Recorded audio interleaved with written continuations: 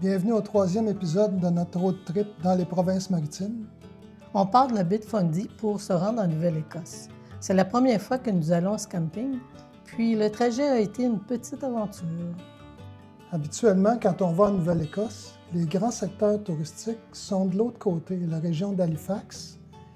Puis ensuite, il y a le secteur de la forteresse de Louisbourg. Et finalement, en haut, le parc national des Hautes-Terres du Cap-Breton. Mais pour nous autres, aujourd'hui, on va aller plutôt vers la droite. Au camping Whale of a Time, qui est situé sur une petite île, et puis il faut prendre un traversier pour s'y rendre. Mais on ne savait pas que c'était sur une île puis qu'on devait prendre un traversier.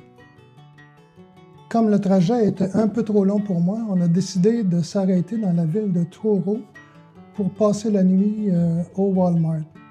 Mais au lieu de s'installer au Walmart, on a demandé la permission au Kent à côté et on s'est installé là dans le stationnement du Kent, pensant que ce serait plus tranquille. Mais ça ne s'est pas passé comme prévu. Vers 3 heures du matin, des voix à l'extérieur m'ont réveillé. Ils étaient quand même assez loin dans le stationnement, puis sont montés dans leur véhicule et se sont dirigés agressivement vers la roulotte. Leur lumière éclairait la roulotte. Ils ont examiné tout ça, puis finalement ont décidé de repartir au bout de quelques minutes. Mais j'avoue que j'ai eu très peur. Le deuxième événement qui nous a donné des problèmes, c'est notre GPS qui nous a mal dirigés vers le Whale of a Time. Là, il nous a emmenés au coin de la rue Marsh et de la route 101. Et il nous a demandé de prendre cette route-là, qui était non pavée, exactement. Mais au bout de la rue, c'est pas tout à fait ce qu'on s'attendait. Non, au bout de la rue, c'est pas exactement ce qu'on voit sur la photo, c'était plutôt à ça que ça ressemblait. Puis là, il y avait une pancarte qui nous disait pas d'entretien sur cette route-là, on passe à nos propres risques. Alors, on s'est mis d'accord pour faire demi-tour. Mais là, on a la roulotte, puis on a juste ce petit espace-là pour se tourner. Et puis si ça ne fonctionne pas, il faut reculer pendant minimum 1,5 km, peut-être 2 km. Mais heureusement et de justesse, on a réussi à se retourner. Un résident m'a dit, si tu retournes sur tes pas jusqu'à Middle Creek Road, là, tu vas avoir une belle route en asphalte, puis ça va t'amener directement au camping. Ça a bien été jusqu'à temps que le GPS nous dise « Prends la traverse ». On ne savait pas, nous autres, qu'il fallait qu'on prenne la traverse puis que le camping était sur une île. Surprise! Mais en Nouvelle-Écosse, c'est fréquent. On prend des traverses assez souvent. Ça coûte rien, puis c'est pas long.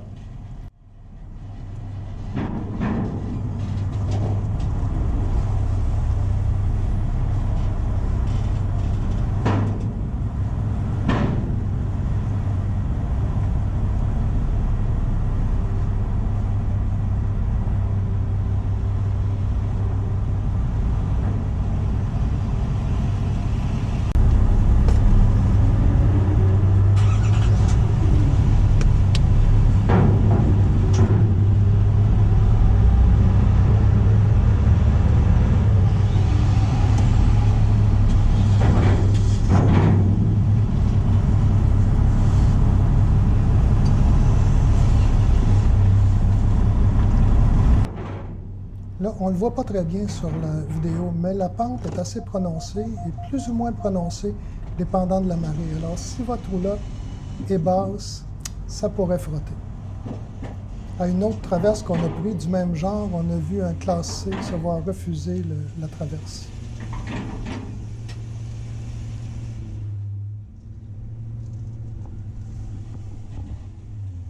Tournez à gauche sur la 217, puis tournez à droite. C'est beau? Oui.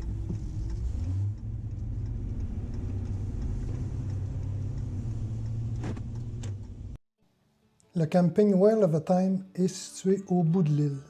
Puis là, il faut être très attentif quand on arrive parce qu'on a l'impression d'entrer dans une cour de maison privée.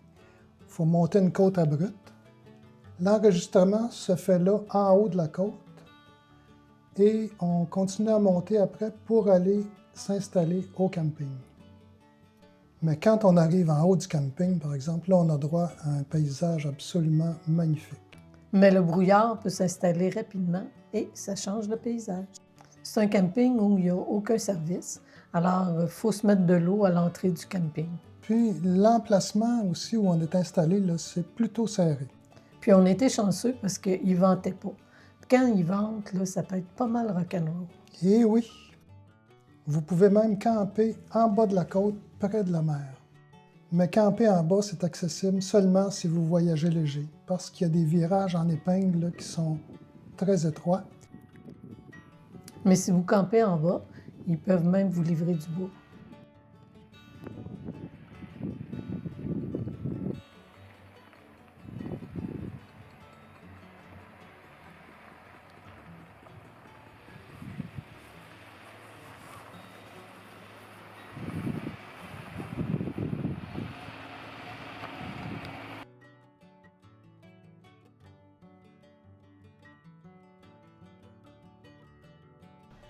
Bon, moi j'aimerais bien savoir ce que vous en pensez. Est-ce que vous feriez le détour pour aller camper à cet endroit-là? Alors dans les commentaires, dites-moi ce que vous en pensez.